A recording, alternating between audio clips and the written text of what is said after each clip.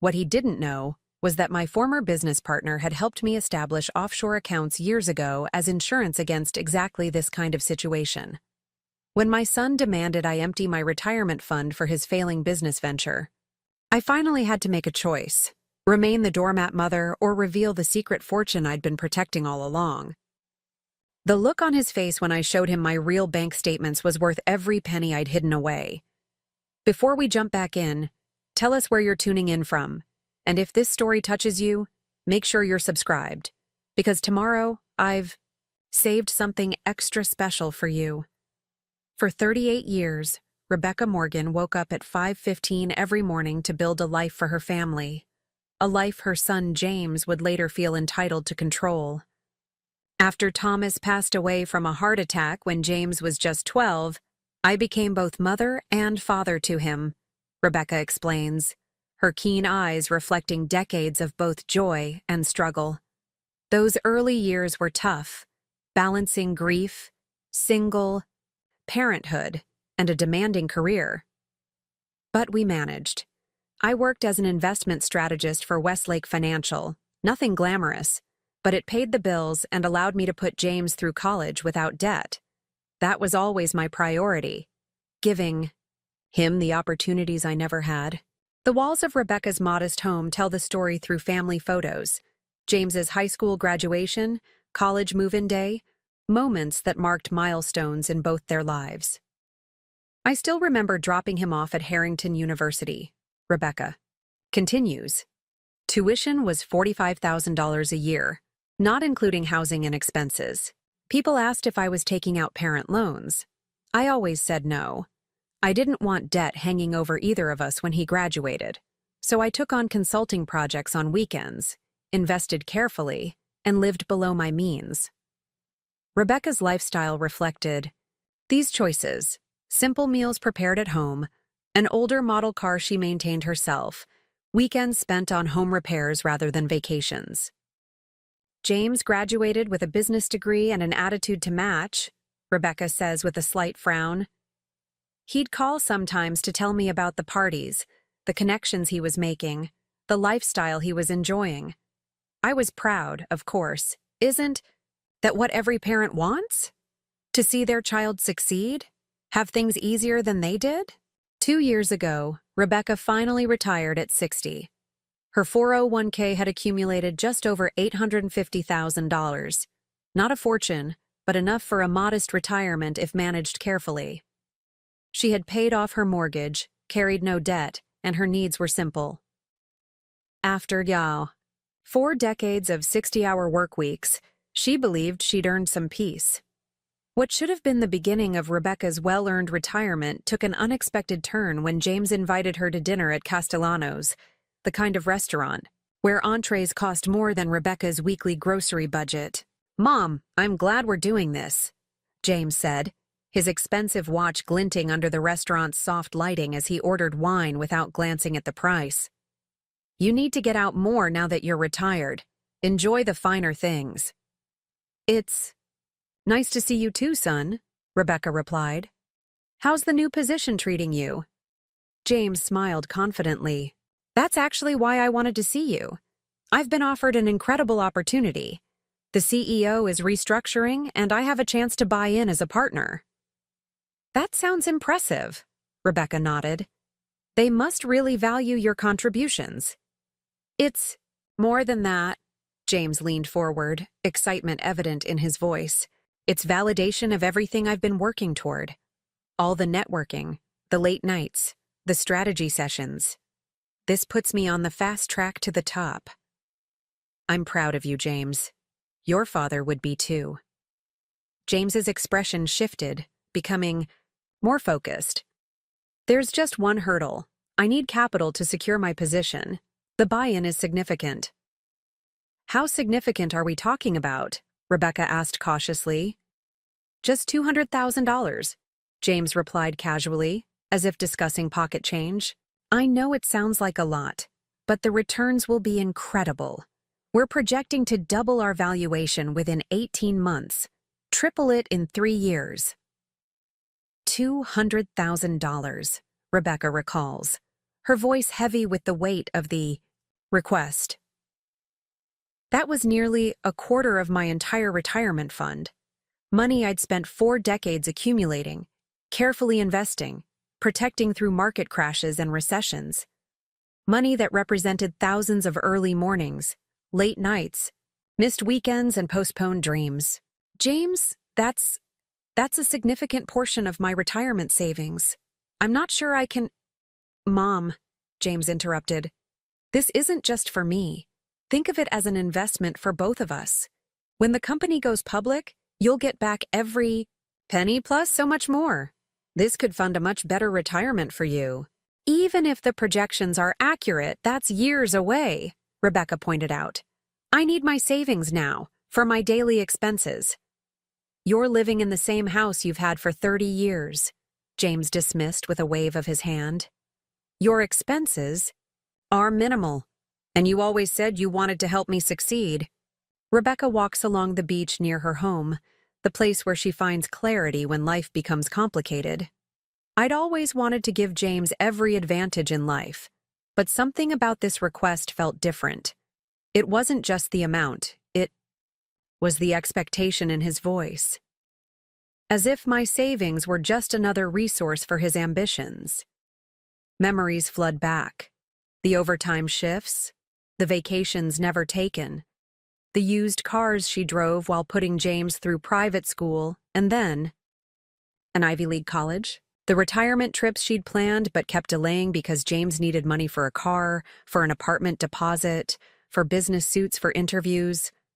I need some time to think about this, James, Rebecca said finally. It's a big decision. James's smile faded, impatience showing. What's there to think about? This opportunity won't wait, Mom. Other investors are lined up. I came to you first because I thought you'd want to be part of my success. And I appreciate that, but we're talking about a quarter of my retirement savings. I can't make that decision over dinner. I didn't think you'd be so hesitant, James replied coolly. It's not like you have other plans for the money. What else are you saving it for? For my retirement, James, Rebecca answered, genuinely confused. For the next potentially 20-30 years of my life? Driving home alone that night, streetlights reflecting on her troubled face, Rebecca felt the weight of the decision ahead. I agreed to consider it. What James didn't know was that I already had serious doubts about his startup. A former colleague, still in the industry, had warned me that their business model was flawed and their customer acquisition costs were unsustainable. But James wouldn't have listened to that. He never did when it came to criticism. That night, Rebecca couldn't sleep. She kept thinking about how different James was from the boy she raised. When had he started seeing his mother as a means to an end rather than his parent? When had money become more important than their relationship? Rebecca opens a safe hidden in her home office, taking out a business card with international contact information. There was something else James didn't know, something I never thought I'd need to reveal. 2 weeks later, James arrived at Rebecca's home unannounced, with an ultimatum that would push their relationship to the breaking point and force Rebecca to make a decision she'd been avoiding for years. 2 weeks of research had confirmed Rebecca's suspicions about James's company. The quarterly reports showed declining revenue despite the CEO's optimistic projections. Customer acquisition costs were spiraling while retention rates plummeted. It wasn't just a risky investment. It was a sinking ship. Rebecca had prepared a folder with her findings, hoping for a rational discussion with her son. But when James arrived that Sunday morning, his expression made it clear that reason wasn't on the agenda. Have you made a decision yet? James asked without even sitting down, his tone clipped and businesslike. No greeting, no asking how Rebecca had been, just straight to the money. I've been looking into the company, Rebecca replied carefully, motioning to the dining room table where she'd laid out her research. I found some concerning trends that we should discuss before. You've been spying on my company? James's face flushed with anger. Who gave you the right to go digging through our internal metrics? They're publicly available quarterly reports, James. Nothing confidential. And as a potential investor, I have every right to examine potential. Investor? James scoffed. You're my mother. This isn't about due diligence. It's about supporting your son. Rebecca took a deep breath.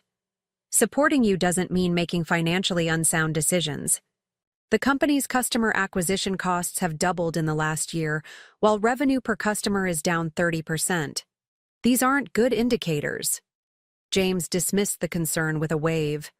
Those are temporary setbacks. We're pivoting to a new strategy next quarter. All I'm saying is that $200,000 is too much to risk on. Too much? James interrupted again, his voice rising. Do you have any idea what my stake could be worth in 5 years? Millions. And you're worried about a measly $200,000? It's not measly to me, Rebecca said quietly. It's a quarter of everything I've saved for retirement. James stalked around the room, running his hands through his perfectly styled hair. I don't understand you, Mom. You've always been so risk-averse, so small-thinking. This is why you ended up as a mid-level strategist instead of making something of yourself.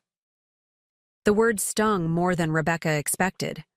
All those years of sacrifice, of putting James's needs before her own, reduced to a failure to make something of herself. I made something of myself, Rebecca replied, her voice steady, despite the hurt. I raised you. I put you through college. I gave you opportunities I never had. And now I'm trying to do something with those opportunities and you're standing in my way. James slammed his hand on the table, sending several of the financial reports fluttering to the floor. I'm not standing in your way. I'm just not willing to empty my retirement account for a company that's showing clear signs of, just admit it. James cut in coldly. You don't believe in me. You never have. That's not true, Rebecca protested. I've always believed in you. But this isn't about you. It's about the business model, the market conditions, Save it, James snapped. If you won't help me, I'll find someone who will. Maybe Uncle David will see the opportunity you're too blind to recognize. Your uncle doesn't have this kind of money to invest, James. You know that. Then I'll find investors who do. People who understand vision and aren't stuck in their small, safe little worlds. Rebecca felt a deep weariness settle over her. This wasn't a discussion. It was a demand. And no amount of evidence or reason would change James's mind. I'm sorry, but my answer is no. I can't invest the $200,000. James's expression hardened. No? Just like that? I'll help you in other ways. I could spare maybe $20,000, or I could connect you with some of my old colleagues who might be interested in $20,000? James laughed bitterly. That's insulting. What am I supposed to do with that? Buy a few office chairs? It's what I can offer without jeopardizing my future. James's eyes narrowed. Your future? Mom, you're 62. Let's be realistic about how much future you're saving for. The cruel calculation in her son's voice sent a chill through Rebecca. When? Had James started measuring her worth in remaining years? I need to think about the possibility of long-term care, medical expenses. So that's it? James interrupted again. After everything I've done to make you proud, you're just going to let this opportunity slip away? The biggest chance of my career? I believe there will be other opportunities, Rebecca said gently. Better ones, with more solid foundations. James's face twisted with disgust. God, you sound just like those dinosaurs at the bank. No vision, no courage. He grabbed his jacket and headed for the door. You know what? Keep your money. Sit here in this sad little house counting your pennies. See if I care. Before Rebecca could respond, James turned back, his expression suddenly calculating. Just remember, when you're old and need someone to take care of you, I'll be the one making decisions about your care. And I'll remember this moment. The thinly veiled threat hung in the air between them. Are you saying you wouldn't help me? If I needed care? Rebecca asked quietly. James shrugged. I'm saying choices have consequences.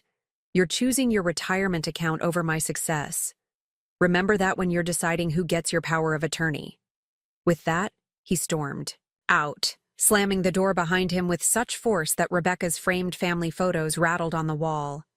One fell, the glass cracking as it hit the floor.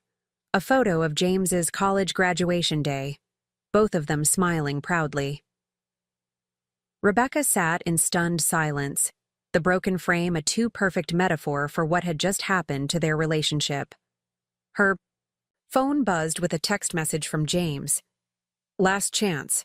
Either transfer the money by Friday or don't bother calling yourself my mother anymore. Rebecca stared at the words, each one cutting deeper than she thought possible. Not just the demand for money, but the conditional nature of their relationship. Pay up or lose your son, as if decades of love and sacrifice could be reduced to a transaction. The next day, Rebecca received a group email from James to the extended family. Reading it, her hands trembled with disbelief. I wanted to let everyone know that Mom has refused to help with my business opportunity, despite having the means to do so. She's chosen to hoard her retirement savings rather than invest in her only son's future. I'm deeply hurt, but will persevere regardless. I just wanted you all to understand why there might be tension between us at upcoming family gatherings. The responses flooded in quickly, most expressing shock that Rebecca would be so selfish. Cousin Meredith wrote, I can't believe Aunt Rebecca wouldn't help her own son. Aunt Patricia added, family should come first, especially at her age. Only. Rebecca's brother David called directly, his voice hesitant. Becky, is everything okay? James's email seemed one-sided. It was, Rebecca confirmed wearily. He wanted $200,000 for a company that's showing serious red flags. I offered what I could without risking my future, but it wasn't enough for him. $200,000? David whistled. That's a huge ask. Don't let the family pressure get to you. They don't understand what it's like to be nearing retirement. That evening, Rebecca sat alone in her garden, watching the sunset paint the sky in shades of orange and purple. Thomas had planted these rose bushes 20 years ago. He would have known what to do in this situation. He always had better instincts about James's manipulative tendencies. Her phone rang again, her sister-in-law this time. Rebecca, you need to reconsider. James says this opportunity is time-sensitive. Surely you can spare something from your savings? What are you saving it all for anyway?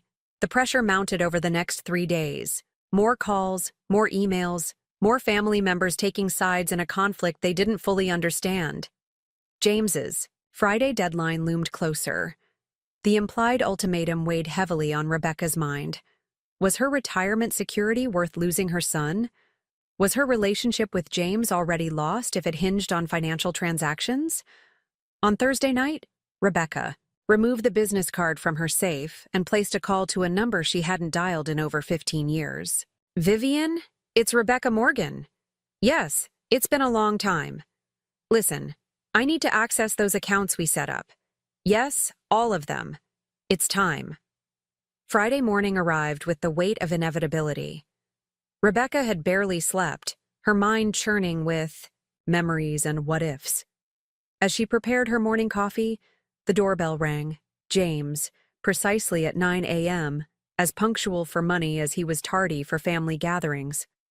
I assume you've made your decision, James said coldly, brushing past Rebecca, into the living room without waiting for an invitation. He wore a tailored navy suit as if this were just another business meeting on his packed calendar.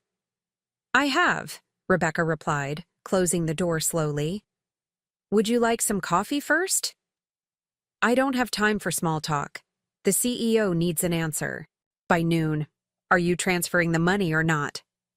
Rebecca studied her son's face, the face she'd watched grow from a round-cheeked toddler to the angular, determined man who stood before her now.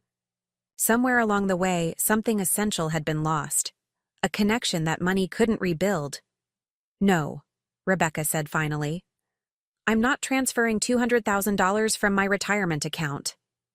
James's jaw tightened. Then we have nothing more to discuss. He turned toward the door. I meant what I said in my text. Don't expect. I didn't say I couldn't help you, Rebecca interrupted quietly. I said I wouldn't take it from my retirement account. James paused, confusion flickering across his face. What are you talking about? Sit down, James. There's something you don't know about me. Something no one in the family knows. Curiosity overcame James's anger, and he lowered himself onto the edge of the sofa. What is it?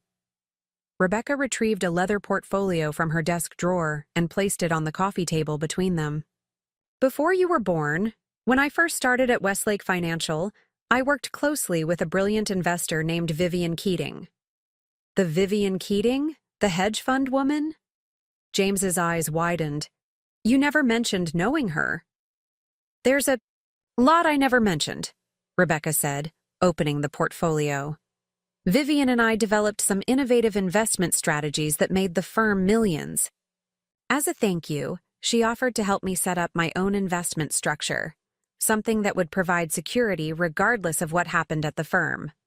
What kind of structure? A series of offshore accounts and investments. Perfectly legal, Rebecca added, noting James's expression. Just private. The kind of arrangement usually reserved for the ultra-wealthy. James leaned forward, his interest clearly piqued. How private? How much are we talking about? Rebecca removed several documents from the portfolio and spread them across the table. Account statements from the Cayman Islands, Singapore, Switzerland. Property deeds for apartments in London and Barcelona. Stock certificates for blue-chip companies dating back decades. I started with a modest amount, about $50,000 that I'd inherited from my grandmother. Vivian helped me place it strategically, reinvesting the gains, diversifying across markets and currencies. Over 40 years, it grew. James grabbed one of the statements, his eyes scanning the balance. Then another. And another. His face paled. This can't be real. This statement alone shows $2.8 million, Rebecca finished for him. And that's just the Singapore account. But how? You drove a 10-year-old Honda. We took budget vacations to Florida. You bought clothes at department stores during sales. If you had this kind of money, why did we live like a normal middle-class family? Rebecca suggested mildly. Because that's what we were, James. The offshore accounts were my insurance policy, not my lifestyle fund. I never wanted to raise a child who felt entitled to wealth. James continued flipping through the statements, the total picture slowly coming into focus. These accounts combined are worth over $8.5 million, he whispered, almost to himself. And you've had this all along? While I was taking out student loans for my MBA? While I was living in that tiny apartment during my first job?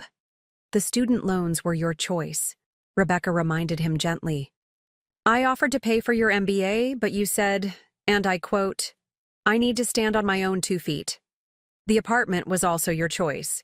You said you wanted to live in the city center, close to the nightlife. But you could have... James stopped. Himself, seeming to realize the absurdity of complaining about his mother not giving him enough, while holding evidence of millions in hidden assets. I could have spoiled you, Rebecca acknowledged. Given you everything without you having to work for it. But what kind of mother would that have made me? What kind of man would you have become? James set down the documents, his expression unreadable. So, all this time, when I thought you were just a mid-level corporate drone living paycheck to paycheck? I was building something significant, Rebecca finished. Something that could provide security for generations of our family. If managed, wisely, a kaleidoscope of emotions crossed James's face. Shock, confusion, the beginnings of calculation, and something else harder to identify. Perhaps respect, perhaps just reassessment. Why are you showing me this now? He asked finally. Rebecca sat back in her chair, choosing her words carefully. Because you gave me an ultimatum. Either fund your business venture or lose my place as your mother. It forced me to consider what kind of relationship we really have. And? And I realized I've been enabling a pattern that needs to stop. For years, I've given you what you wanted. Not everything, but enough that you never faced real consequences. I paid for the car you crashed in college. I covered the security deposit you lost on your first apartment. I helped with the down payment on your condo. James shifted uncomfortably. That's what parents do. To a point, Rebecca agreed. But eventually, children need to become fully independent adults. I'm showing you these accounts because I want you to understand something important. I have the means to give you the $200,000 you're asking for. What I don't have is the confidence that it would truly help you grow. So this is what? A power play? Showing me what I could have access to if I jump through your hoops? James's earlier shock was hardening back into defensiveness. No, Rebecca said firmly. This is me being honest with you, perhaps for the first time. These accounts exist, they're substantial, and yes, one day they'll be yours to manage. But that day isn't today, and it won't be hastened by threats or ultimatums. James stood abruptly pacing the small living room. I don't understand. If you have all this money, why not help me now? $200,000 is nothing compared to what you're showing me here. Because throwing money at problems rarely solves them, Rebecca said. I've reviewed your company's financials. The issues go deeper than simple undercapitalization. The business model itself is flawed. What you need isn't my money. It's a complete strategic overhaul. So you're still saying no? James's voice hardened again. I'm saying I won't fund a failing strategy. But, Rebecca added, holding up a hand to forestall James's protest, I am willing to help you develop a better one. I don't need your business. Advice, James scoffed. I have an MBA from Wharton. I've worked in venture-backed startups for a decade. And yet your company is hemorrhaging cash with a customer acquisition cost 3 times higher than industry standard. Knowledge isn't the same as wisdom, James. Sometimes experience matters. James fell silent, glancing down at the wealth of documents still spread across the table. For the first time, uncertainty flickered across his face. I just need capital to secure my partnership position, he said, but his voice lacked its earlier conviction. No, Rebecca said gently. What you need is to step back and evaluate whether this partnership is worth securing at all. Sometimes the best opportunities are the ones we walk away from. James ran a hand through his hair, his carefully constructed facade cracking slightly. If I don't buy in by Monday, I lose my chance. Daniels already has another buyer lined up. And if that's the case, then Daniels is creating artificial scarcity to force a hasty decision. That's not how legitimate business opportunities work. You don't understand startup culture, James insisted, but the fire had gone out of his argument. Perhaps not, Rebecca conceded. But I do understand human nature, and anyone rushing you to invest without allowing for proper due diligence is someone to be wary of. James sank back onto the sofa, the fight visibly draining from him. So, what am I supposed to do? Just let this opportunity pass? Watch someone else take my place? I'm suggesting you consider that it might not be the opportunity you think it is. Rebecca gathered the financial documents and returned them to the portfolio. And I'm offering you something potentially more valuable than a one-time cash infusion. What's that? Partnership of a different kind. My experience, my network, and yes, eventually, access to the resources I've built.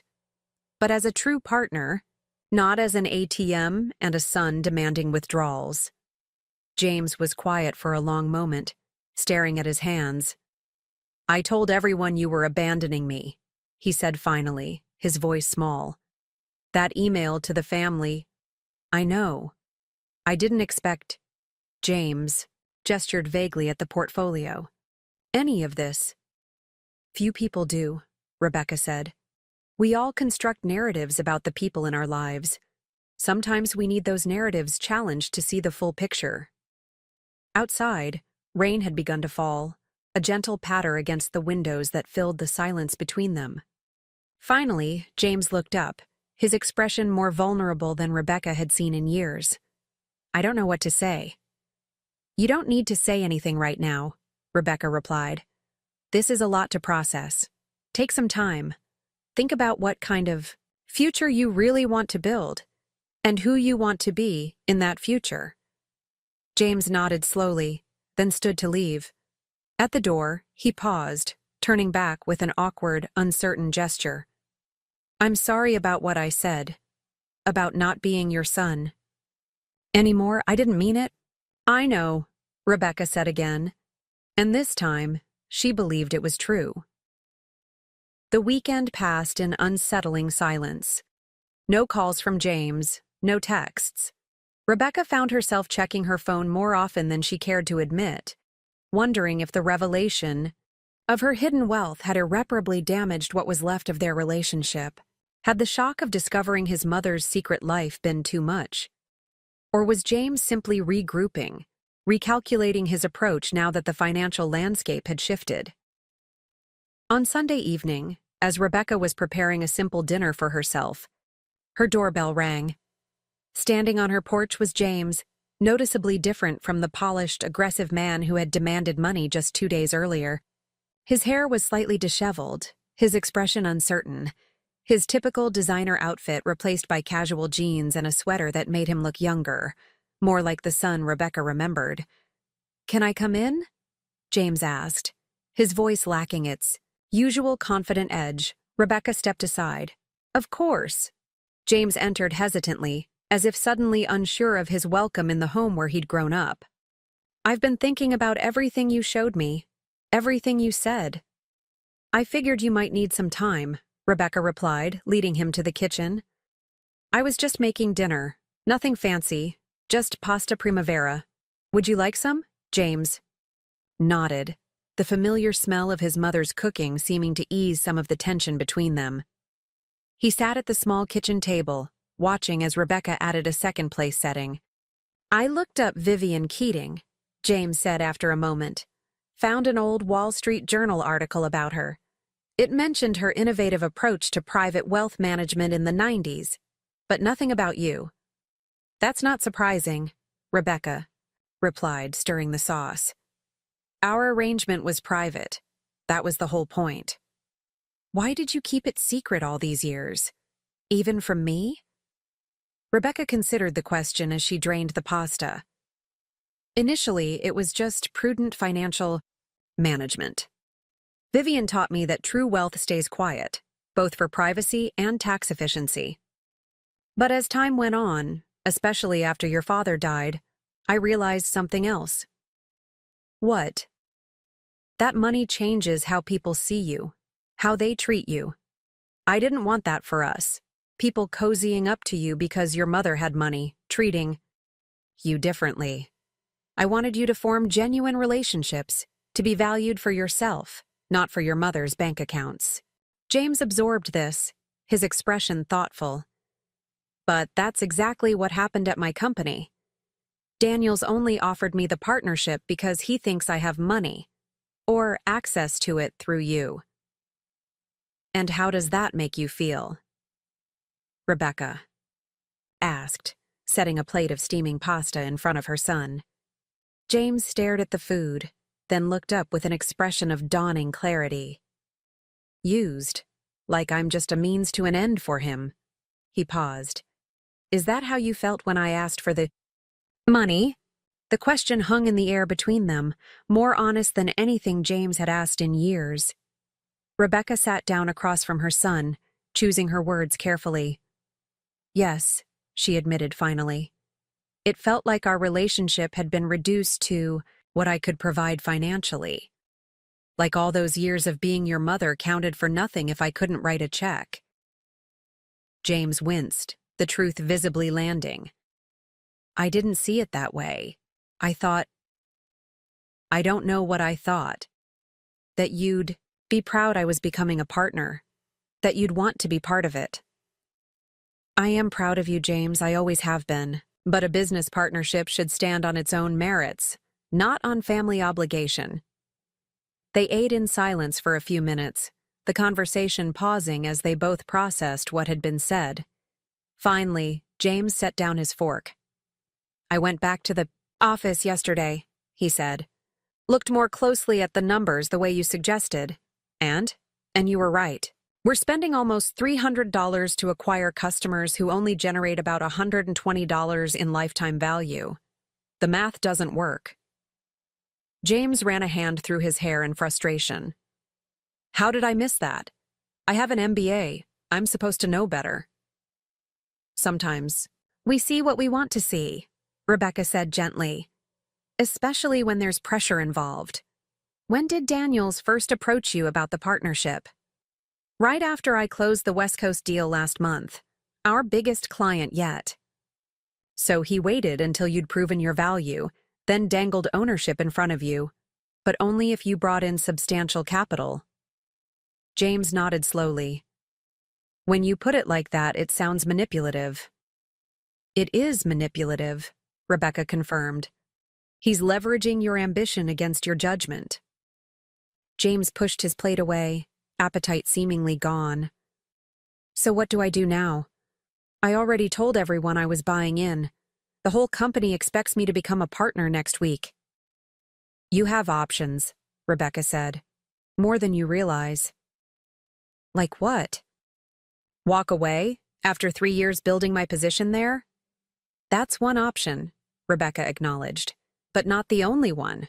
You could propose an earn-in arrangement instead of a buy-in.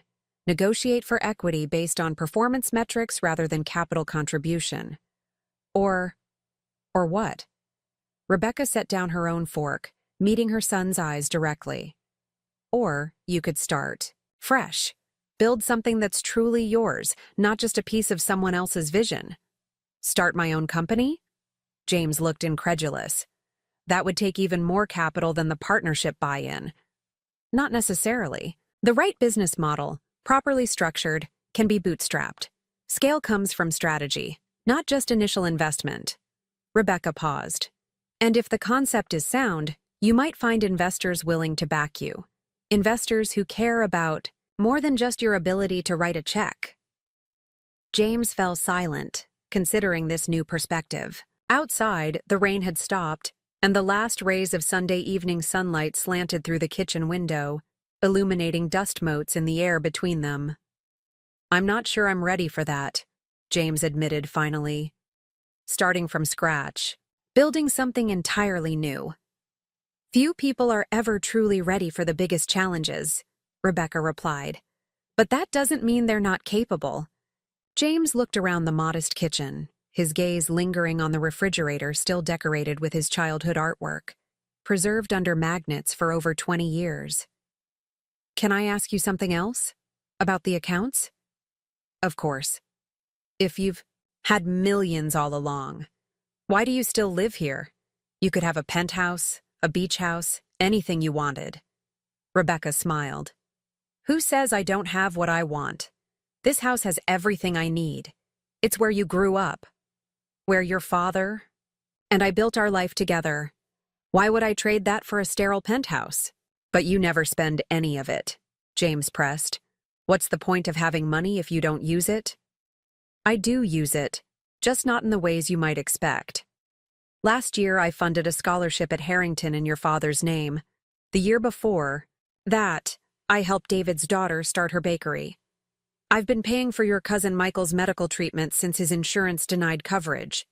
James's eyes widened in surprise. "I had no idea." "That was intentional," Rebecca said. "True generosity doesn't need an audience." The revelation seemed to humble James in a way the offshore accounts themselves hadn't.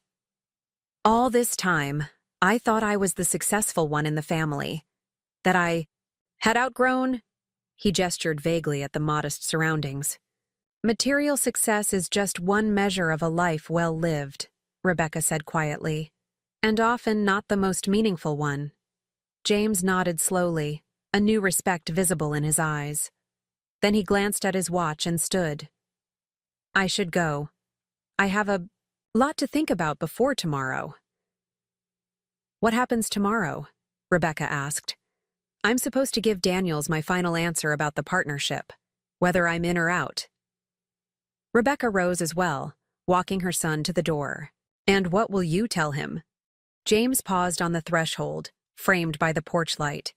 For a moment, he looked startlingly like Thomas. The same determination in his eyes, the same set to his jaw when facing a difficult decision. I'm not sure. Yet, he admitted.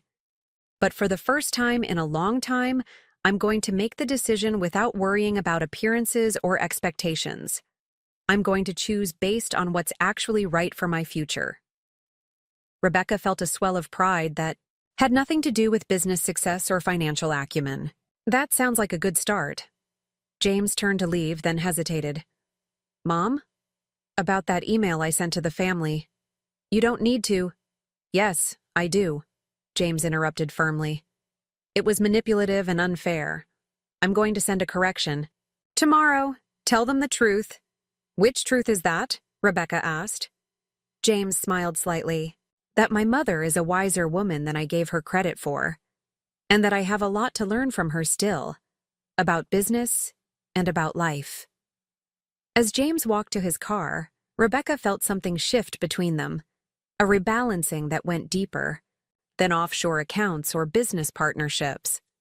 For the first time in years, they had spoken to each other with honesty, without the veils of expectation or obligation that had clouded their relationship for so long.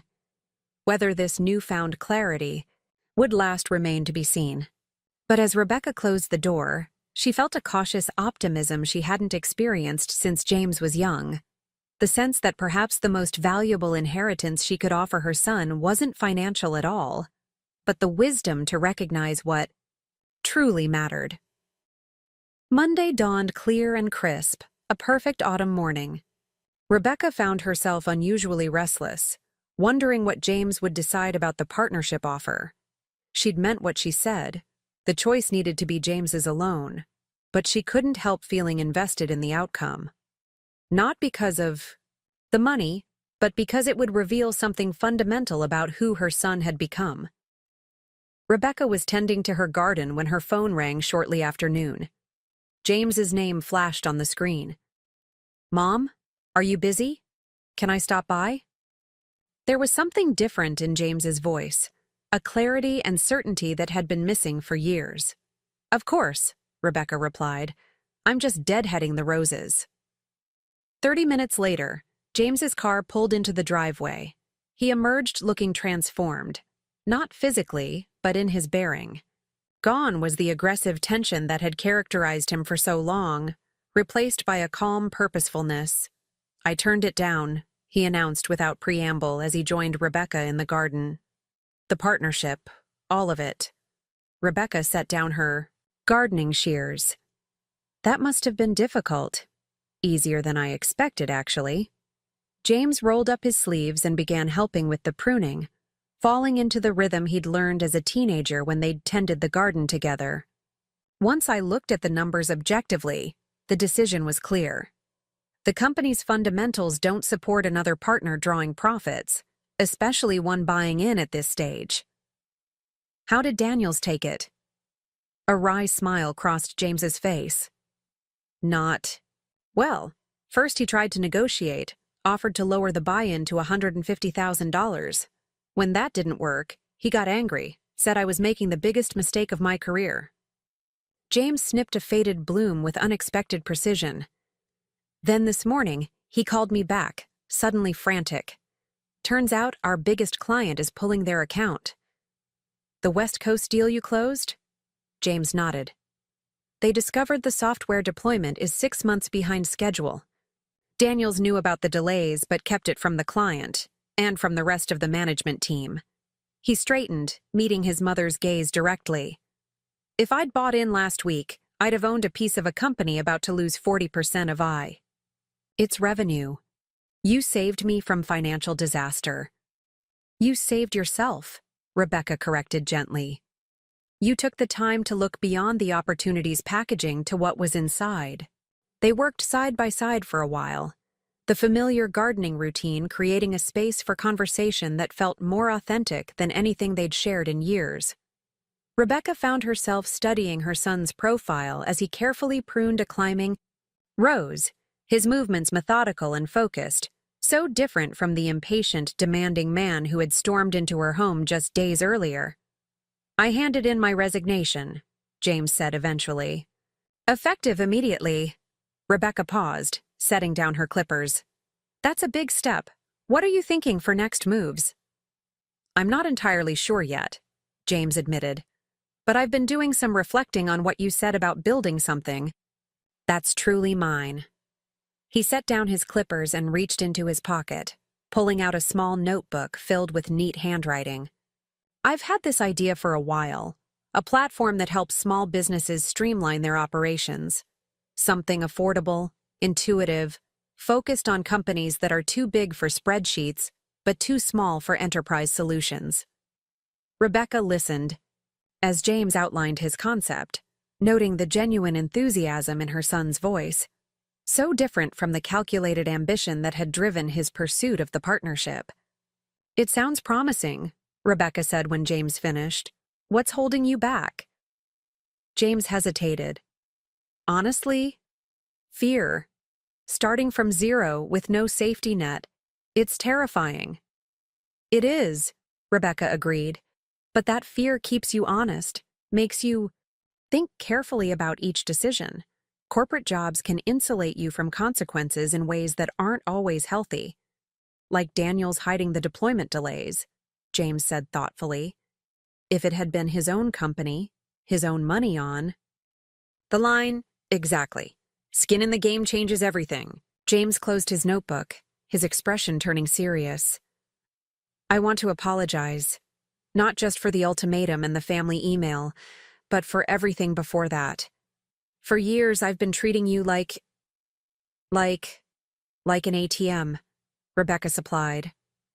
"Worse than that," James admitted. "Like your only value was what you could contribute to my success. I never stopped to think about what you wanted, what your dreams were." The sincerity in her son's voice touched Rebecca deeply. "We all lose perspective sometimes." "Can I ask you something?" James said, his tone hesitant. "Those offshore accounts, why didn't you ever use them for yourself? Take a luxury vacation, buy a sports car, anything?"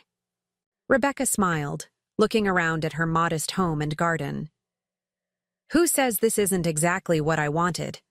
Not everyone dreams of penthouses and sports cars, James. Some of us find joy in simpler things. But you worked so hard for so long. Doesn't it feel like you denied yourself the rewards?" "Not at all," Rebecca replied. "The rewards were never about material possessions for me. They were about security, about creating possibilities, about knowing that if something happened, illness, economic downturn, any crisis, I could protect what mattered most." "And what was that?" James asked. "You," Rebecca said simply. "Your future, your opportunities, the freedom to make choices based on what was right, not just what was necessary for survival." James fell silent, absorbing his mother's words. The afternoon light filtered through the trees, casting dappled shadows across the garden they'd tended together for decades. "I sent that correction email to the family this morning," James said finally. "Told them I'd been unfair, that you'd offered what you could without compromising your financial security. That I'd been the unreasonable one." He paused. "I didn't mention the offshore accounts. Thank you for that," Rebecca said. "I'd prefer to keep that information private." "Of course." James hesitated again. "Mom, about my business idea. I'm not asking for investment. That's not why I brought it up. I genuinely want your advice." A warmth spread through Rebecca's chest. At these words, perhaps the first time in years James had explicitly valued her wisdom over her wallet. "I'm happy to help however I can. Maybe we could meet weekly, go over the business plan, refine the concept? Like a mentor relationship?" "I'd like that very much," Rebecca said, surprised at the emotion welling in her throat. 6 months later, Rebecca sat in a small but bright office space downtown, watching as James gave a presentation to their first potential client. The walls were still bare except for a whiteboard covered in flowcharts and a framed photograph. James and Rebecca in the garden, taken the day James had resigned from his corporate job. The business had come together more quickly than either had anticipated. James's technical knowledge combined with Rebecca's decades of financial experience had produced a streamlined platform genuinely useful to small businesses. They'd named it Clarity, a nod to what their relationship had finally found. "So that's our offering," James concluded, turning to the small business owner seated across from them. "Any questions?" "Just one," the woman replied, clearly impressed by the demonstration. "How soon can we implement?"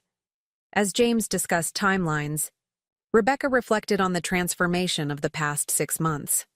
The offshore accounts remained untouched. There had been no need to tap into them. Instead, James had bootstrapped the business with his savings, supplemented by a small friends and family round that Rebecca had participated in as a minority investor. But the real change wasn't financial, it was relational. For the first time in decades, they were true partners, each bringing valuable skills to the table, each respecting the other's contribution. The power dynamics that had distorted their relationship for so long had finally balanced. After the client left, James turned to Rebecca with a boyish grin that reminded her of the child who used to run through sprinklers in the backyard. "That's client number 3. We're officially gaining momentum."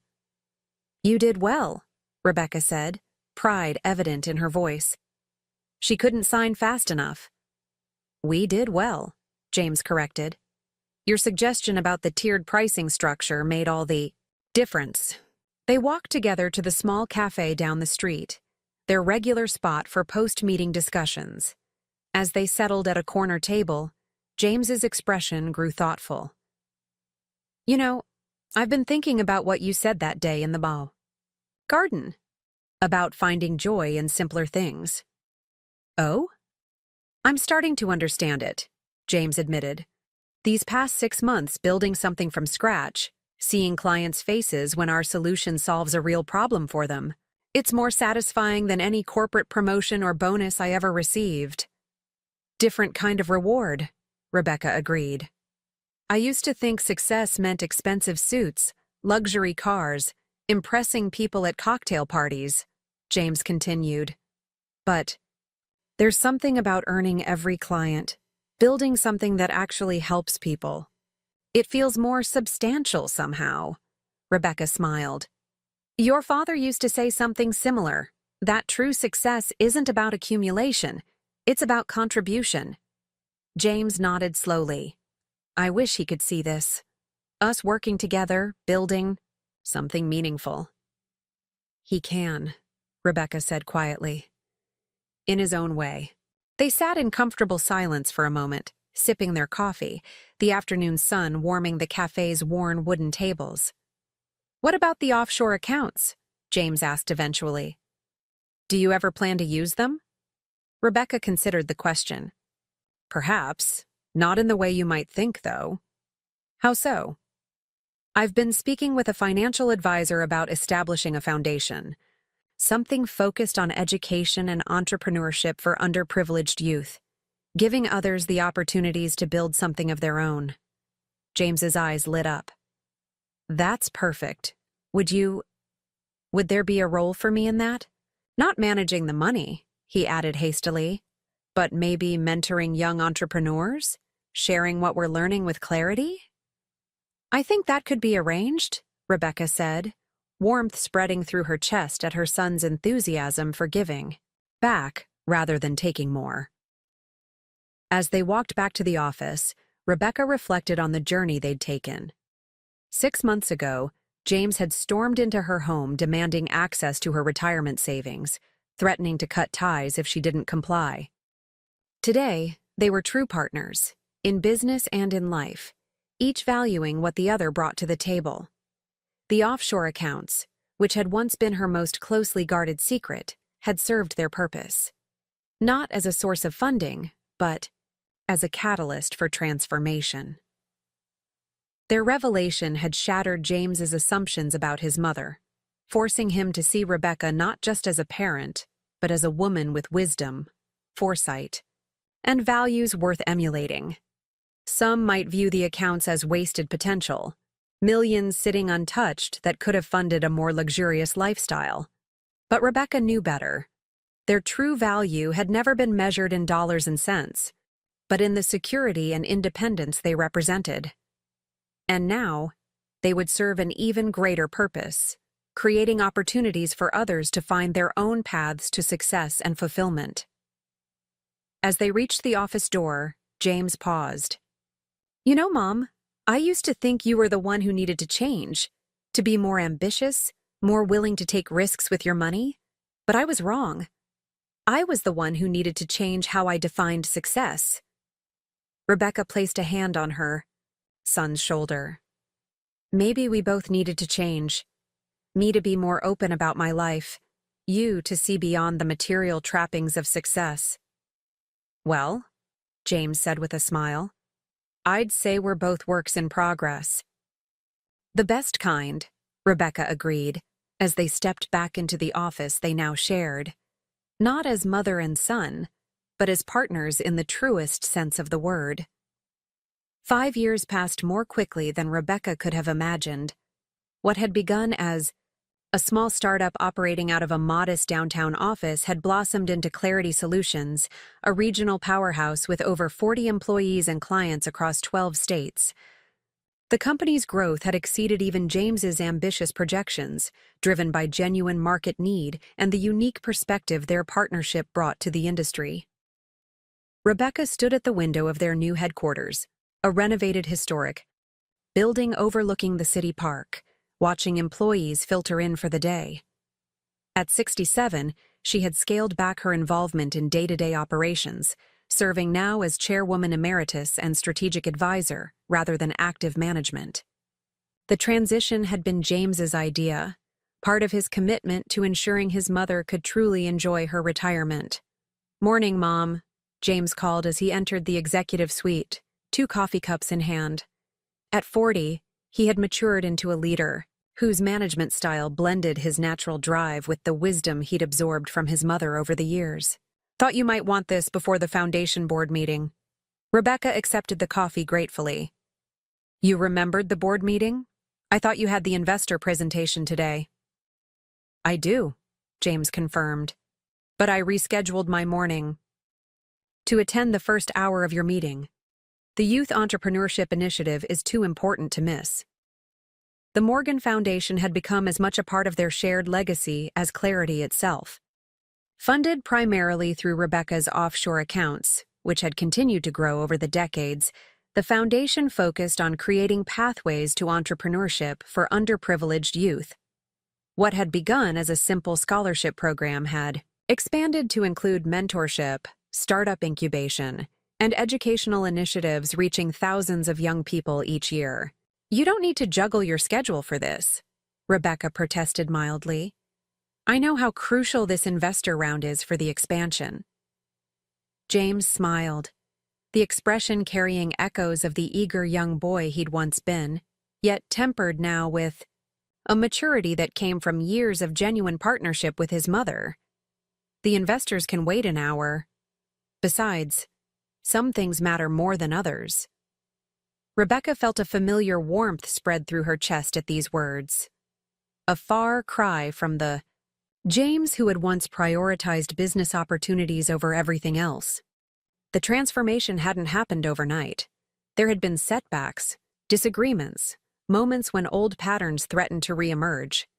But the foundation they'd built, both literal and figurative, had proven stronger than the challenges they faced.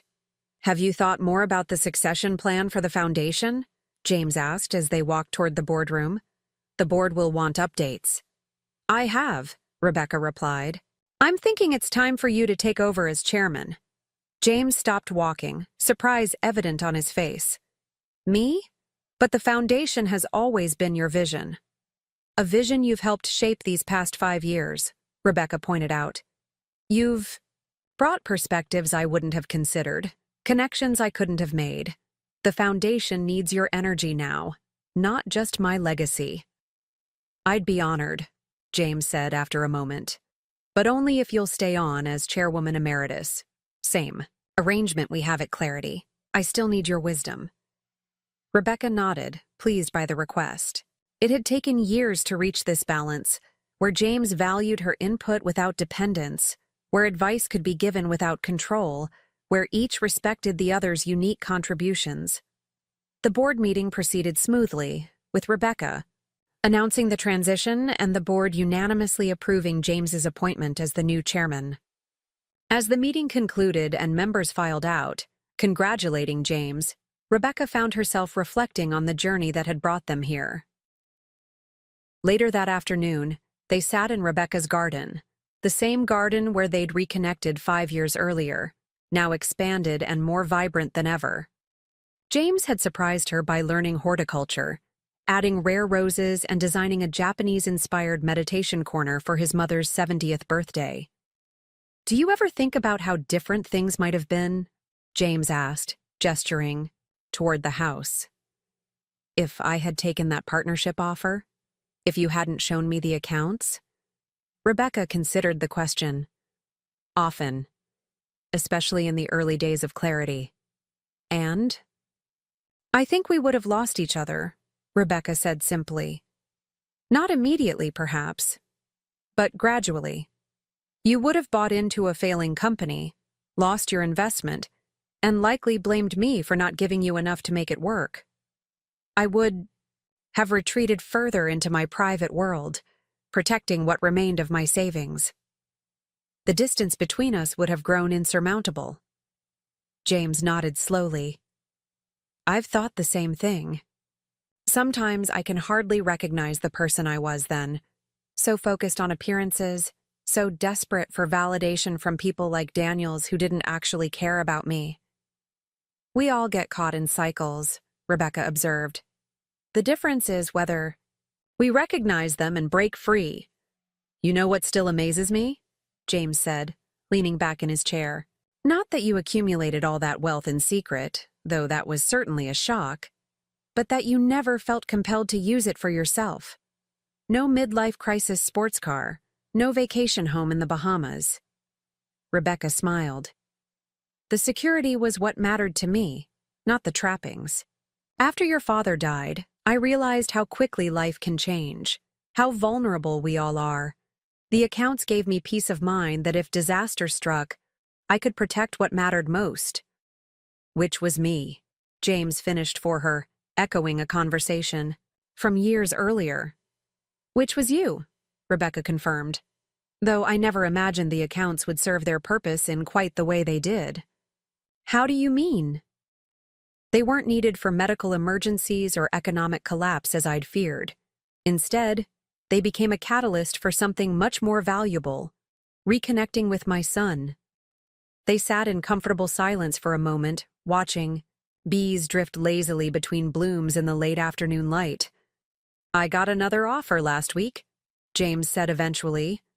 "A tech conglomerate wants to acquire Clarity. The numbers are substantial." Rebecca raised an eyebrow.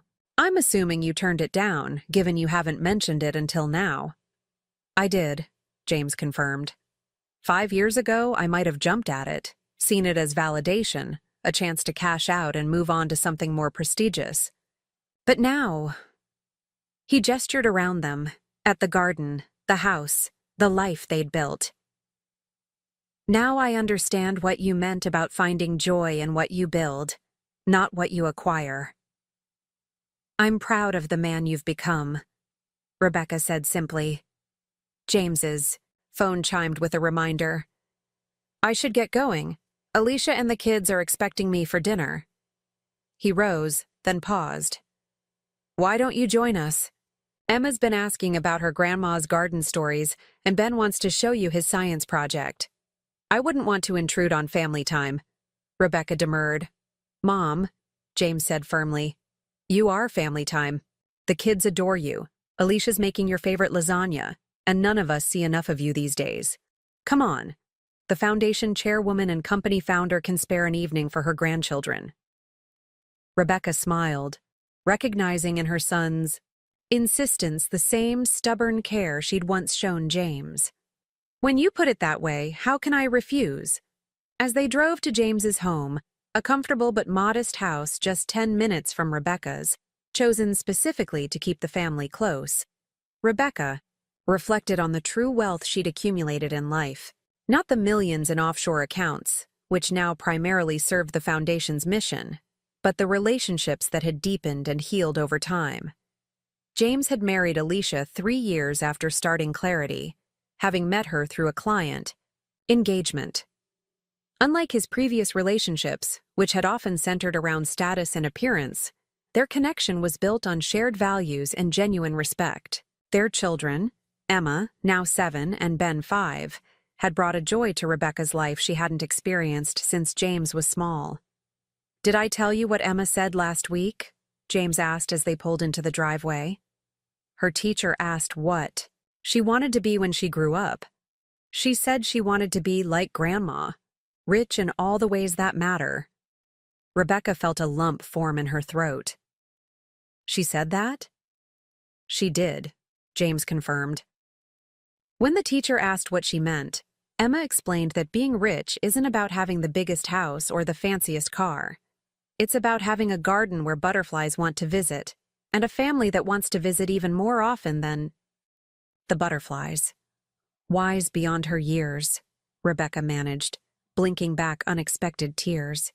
"She gets that from you," James said softly, "just like I eventually did."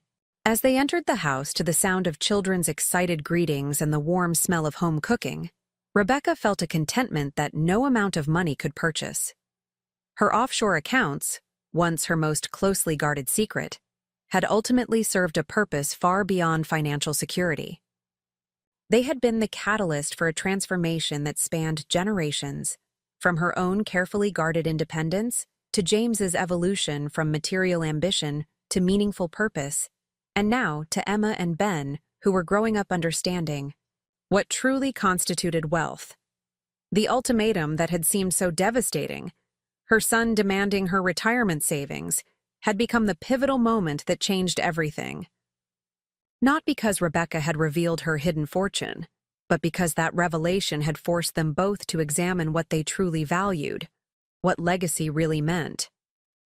As Emma tugged her toward the backyard to show her the butterfly garden she'd started, inspired by her grandmother's own, Rebecca reflected that perhaps this was the true purpose of wealth all along, not accumulation for its own sake, but the freedom to nurture what matters most.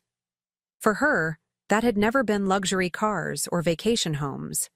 It had been this: the continuation of love and wisdom across generations, a legacy measured not in dollars, but in the values that endured long after material possessions had faded away.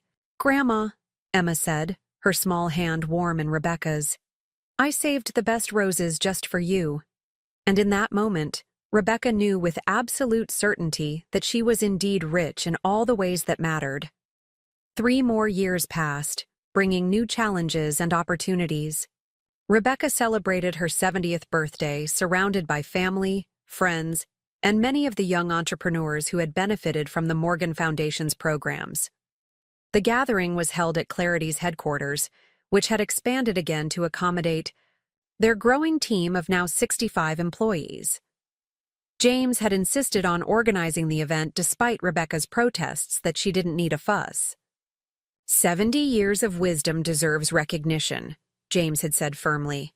Besides, Emma and Ben have been planning their performances for weeks.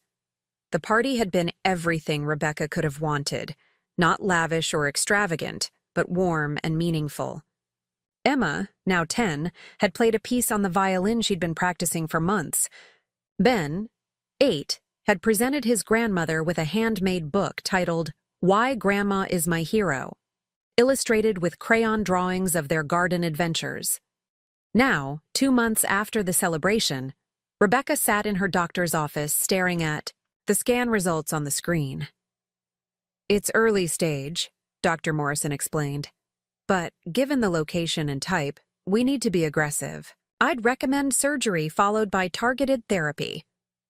"What's the prognosis?" Rebecca asked calmly, her mind already calculating, planning. With prompt treatment, the 5-year survival rate is around 70%, the doctor replied. But I should caution, the treatment itself is demanding. You'll need support. Rebecca nodded, thinking of James, of Emma and Ben, of the foundation and clarity. When do we start? I can schedule the surgery for next week. The sooner we begin, the better your odds. As Rebecca drove home, she found herself in a strange state of clarity. Mortality had always been an abstract concept, something to plan for financially, but not confront directly. Now, facing a diagnosis that carried no guarantees, she felt an urgent need to ensure that everything she'd built would continue, regardless of what happened to her. The garden welcomed her as always, the late summer roses nodding in the gentle breeze. Rebecca moved through her familiar routine, watering, pruning, tidying, finding comfort in these simple tasks that had structured her days for decades. Her phone rang as she finished. James. Mom, are you free for dinner tonight? There's something Alicia and I want to discuss with you. Actually, Rebecca replied, there's something I need to discuss with you as well. Why don't you come over? I'll cook. You sure? We could pick something up. I'd like to cook, Rebecca said firmly. Some things, she felt, were better discussed over a meal prepared with care. James arrived at 6, earlier than expected and alone. Alicia's bringing the kids later, he explained, helping Rebecca chop vegetables for the stir-fry. They're finishing a school project, but they've been asking to see your garden all week. They worked side by side in comfortable silence for a while, the rhythms of cooking as familiar as their garden work had once been. Finally, James set down his knife. So, what did you want to discuss? Rebecca took a deep breath. I saw Dr. Morrison today. The scans came back. James's hands froze on the cutting board. And? It's cancer. Stage 2, pancreatic. Operable, but aggressive. The color drained from James's face. Mom, surgery is scheduled for next week. After that, we'll see what additional treatment is needed. Rebecca kept her voice matter-of-fact, continuing to prepare the meal as if discussing an ordinary scheduling matter. James set down the knife and pulled out a chair at the kitchen table, his legs seemingly unsteady. What can I do? Whatever you need. Alicia and I can move you in with us during recovery, or we can hire the best home care, or… James, Rebecca interrupted gently. I've already made some arrangements, but there are things we need to discuss about the foundation, about my estate. Mom, stop, James said sharply. We're not discussing your estate like this is the end. This is treatable. You're going to fight this. Of course I am, Rebecca assured him. But fighting doesn't preclude planning. You taught me that. The silence that followed was heavy with unspoken fears. Rebecca turned down the heat on the stove and sat across from her son, whose face now showed the same vulnerability it had when he was a boy waking from nightmares about his father's death. What was it you and Alicia wanted to discuss? Rebecca asked, offering a momentary reprieve from the weight of her news. James blinked, clearly having forgotten his original purpose. It seems so trivial now. Tell me anyway. James hesitated. We were going to ask if you'd consider moving into our guest house. The kids miss seeing you daily, and with the foundation work and clarity, it would be more convenient. Plus, we've noticed you're slowing down a bit with the house maintenance. He gave a weak smile. Obviously, now there's even more reason. Rebecca felt a surge of emotion at the offer, so different from the time, years ago, when James had suggested. She moved to a senior residence and worked to earn her keep. I appreciate that more than you know, Rebecca said softly. But let me get through this surgery first, see what recovery looks like. Then we can decide what makes the most sense. James nodded, then abruptly stood and pulled Rebecca into a fierce hug. You're going to beat this. You have to. Emma and Ben need their grandma. I need my mom. Rebecca returned the embrace, feeling the strength in her son's arms. "I'm not going anywhere without a fight," she promised. The evening that followed was subdued but not somber. When Alicia arrived with the children, Rebecca insisted they stick to normal routines. Dinner, garden time, Ben's math homework, which had become their special grandmother-grandson ritual.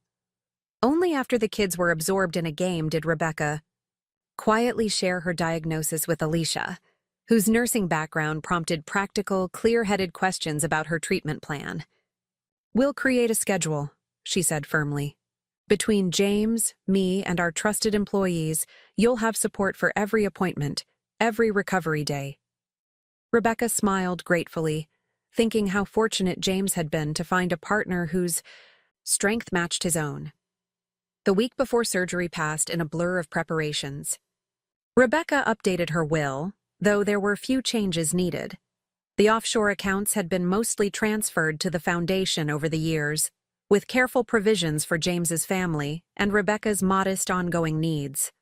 Clarity was already structured with James as CEO and majority owner, with shares set aside for key employees and the foundation. What occupied most of Rebecca's thoughts, however, wasn't financial arrangements but unfinished conversations. The night before her surgery, she asked James to come alone to the garden for a private talk.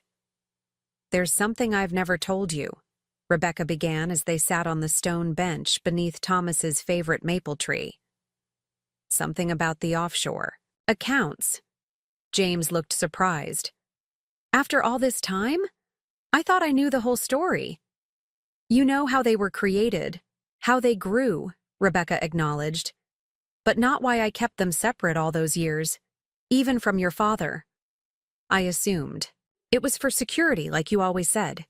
"Partially," Rebecca admitted. "But there was more." She took a deep breath, feeling the weight of a secret carried for over 4 decades. "Before I met your father, I was briefly engaged to someone else. Andrew. We were young, ambitious. He was studying international law. I was just starting in finance. We had plans to travel the world together, build careers across continents." James listened intently, never having heard this part of his mother's history. Then his father's business collapsed. Overnight, their family lost everything. Andrew had to drop out of law school to help support his parents and younger siblings. He took a job as a paralegal, the dreams of international law forgotten. Rebecca's eyes grew distant with memory. "I offered to help financially. I had a small inheritance from my grandmother that could have kept him in school. But he refused, said he couldn't take money from someone he might not end up with, that it would create an imbalance between us." "What happened to him?" James asked, softly. "He ended the engagement a few months later. Said he couldn't see a future anymore that matched our original dreams. The truth was, he'd met someone else, his boss at the law firm, a woman 20 years older with the financial stability to help his family." James's expression showed his understanding dawning. "So the offshore accounts were my promise to myself that if I ever found love again, I would have the means to protect it from financial disaster without creating the dependency Andrew had feared." Rebecca smiled sadly. "When I met your father, the accounts were still modest. As they grew, I considered telling him many times. But Thomas had his own views about money. He believed in living simply, giving generously. The offshore structure felt at odds with his values." "So you kept them secret even from him," James said, no judgment in his voice, just comprehension. "Yes. I told myself they were insurance we'd hopefully never need. After his diagnosis, I almost revealed them. We could have tried experimental treatments overseas, anything that might have helped. But his doctors were clear. His heart condition was too advanced. No amount of money would have changed the outcome." James was quiet for a moment, absorbing this new dimension of his mother's history. "And when I asked you for the money for the partnership, it triggered everything I'd feared since Andrew," Rebecca acknowledged. "The idea that relationships could be reduced to financial transactions, that love could be contingent on economic support. "I'm sorry," James said simply, "for being the one who proved your fears weren't entirely unfounded." "Don't be," Rebecca replied. "In the end, the accounts served their purpose, just not the one I'd originally intended. Instead of preventing a rift, they healed one." They sat together as darkness fell, the garden disappearing into shadow around them. When James finally spoke again, his voice carried a new resolve. "Whatever happens tomorrow, I want you to know something. The foundation, clarity, the work we've built together, it will continue. Not just as business success, but as living proof of what you taught me. That true wealth isn't measured in account balances." Rebecca squeezed her son's hand. "I know it will. That's why I can face tomorrow without fear." The morning of the surgery arrived with a crystalline autumn clarity. As Rebecca was prepared for the operation, the surgical team was surprised by the calm, elderly woman with no signs of anxiety, who joked with nurses and asked thoughtful questions about their families. "Most patients are terrified," the anesthesiologist commented as she checked Rebecca's vitals one last time. Rebecca smiled. "I've made my peace with whatever comes next," she said simply. "I've seen my son become the man I always hoped he would be. Everything else is gravy." As the anesthesia began to take effect, Rebecca's last conscious thought was of James sitting in the waiting room, not the entitled young man who had once demanded her retirement savings, but the thoughtful leader who now carried forward a legacy far more valuable than any offshore account could hold. The surgery lasted nearly 7 hours. James remained in the waiting room the entire time, alternating between pacing the worn carpet and attempting to focus on work emails that now seemed trivial compared to his mother's battle in the operating room. Alicia came and went, bringing food he barely touched and taking the children home as evening approached. When Dr. Patel finally emerged, her surgical mask dangling around her neck, James stood immediately, searching her face for clues. "We got it all," she said, offering a tired smile. "The margins look clear, no visible spread to surrounding tissues. It's the best outcome we could have hoped for." Relief swept through James with such force that his knees nearly buckled. "When can I see her?" "She'll be in recovery for a few hours, then ICU overnight. You can have a brief visit once she's stabilized, but she'll be heavily sedated." Dr. Patel placed a hand on James's shoulder. "Go home, get some rest. Come back in the morning when she'll be more aware."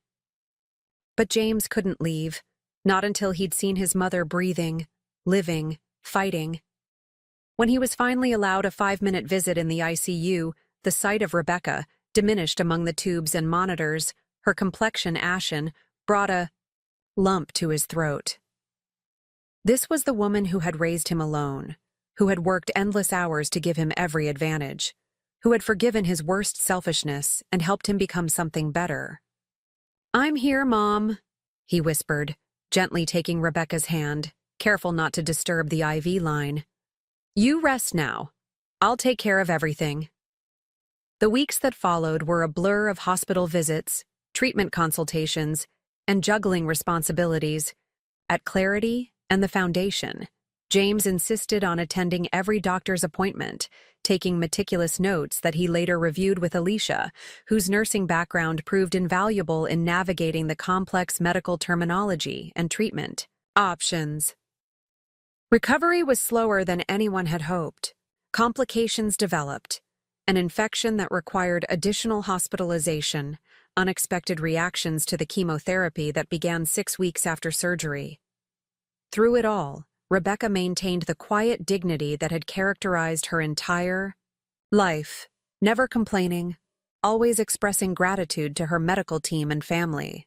"You don't need to come every day," she told James during a particularly difficult week when the chemo side effects had left her unable to keep food down. "Clarity needs you. The Foundation needs you."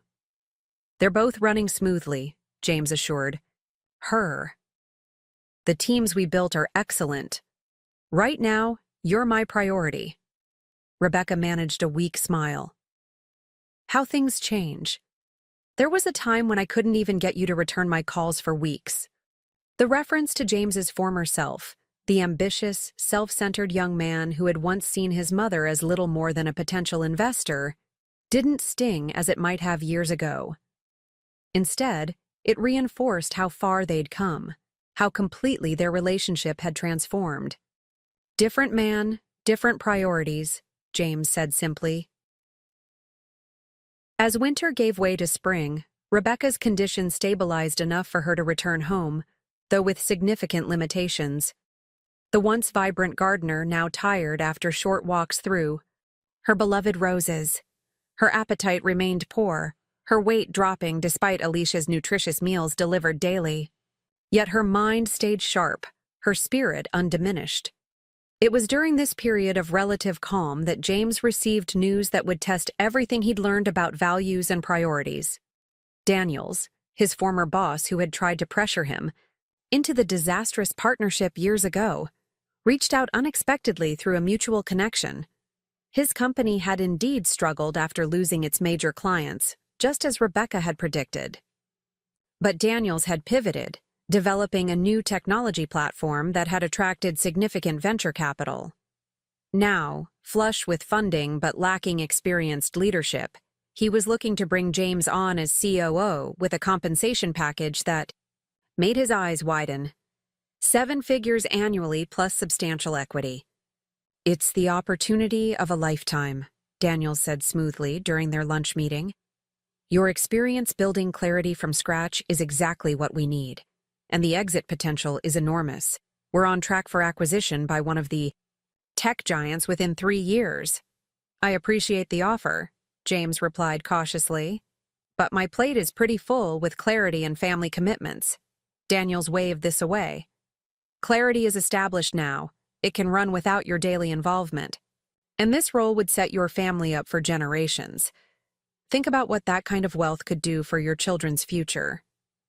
The words struck a chord, triggering memories of how he'd once viewed his own mother's resources as something to be tapped for his ambitions rather than respected as the fruit of decades of careful stewardship.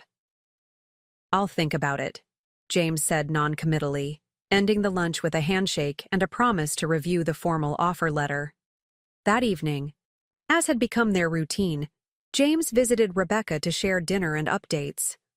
The spring evening was mild enough for them to sit on the patio, watching birds flit between the feeders Rebecca had insisted on maintaining even during her illness. "You seem distracted," Rebecca observed, setting aside her barely touched plate. "Trouble at Clarity?" James considered deflecting but opted for honesty, another change from the man he'd once been. "Not Clarity. Daniels reached out with a job offer. COO at his new venture, significant compensation." Rebecca's eyebrows rose. "The same Daniels who tried to rope you into that failing partnership? Interesting that he's back on his feet."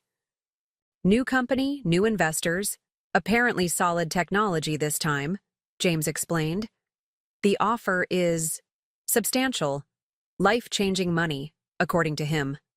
A small smile played at Rebecca's lips. "Life-changing money. I remember those words. I believe I heard them from you about the partnership buy-in." James winced. "Different circumstances, but yes, similar language." "And what are you thinking?" Rebecca asked, her voice neutral, giving no indication of her own opinion. James leaned back in his chair, watching a cardinal land on the nearest feeder. "Honestly, 5 years ago I would have jumped at it without a second thought. The prestige, the potential wealth, it would have seemed irresistible. And now? Now I'm thinking about what I'd be giving up. Time with Emma and Ben during these formative years. The foundation work that's actually making a difference in young people's lives. The culture we've built at Clarity, where profit matters. But not at the expense of our values." He turned to face his mother directly. "I'm thinking about your offshore accounts and how they served their best purpose, not when spent, but when they provided security and eventually legacy." Rebecca nodded, slowly. "It sounds like you already know what matters most to you." "I do," James acknowledged. "But there's this voice. A remnant of my old self, maybe. saying that turning down this kind of money would be irresponsible, that providing maximum financial security for my family should override other considerations. The same argument you made to me about my retirement savings, Rebecca observed. The very same, James admitted. The irony isn't lost on me. Rebecca was quiet for a moment, her gaze drifting to the garden where spring flowers were beginning to emerge. When I first set up those offshore accounts, she said finally, I thought I was being wise, creating security that would protect what mattered most. It took me decades to realize that while financial security is important, it's not the only form of security that matters. What do you mean? There's security in relationships, genuine ones, not transactional. Security in knowing your children see your values, not just your bank statements. Security in building something meaningful that outlasts you. Rebecca's voice had grown stronger as she spoke, some of her old passion returning. Ask yourself this. When Emma and Ben are grown, what security will matter most to them? A trust fund, or the knowledge that their father chose to be present in their lives, to model values worth inheriting? James felt something settle within him, the remnants of old ambition giving way to newer, deeper priorities. When you put it that way, it's not even a close call. Then you have your answer, Rebecca said simply. The next day, James declined Daniel's offer with a polite but firm email. The response came quickly, a mixture of disbelief and thinly veiled contempt. You're making a massive mistake, Daniel's I wrote. Clarity is a small fish. We're building an ocean liner. Don't come crawling back when you realize what you've turned down. James read the message with a strange sense of detachment, recognizing in Daniel's words the same entitled assumption he himself had once voiced to his mother, that turning down life-changing money could only be a mistake. That financial opportunity trumped all other considerations.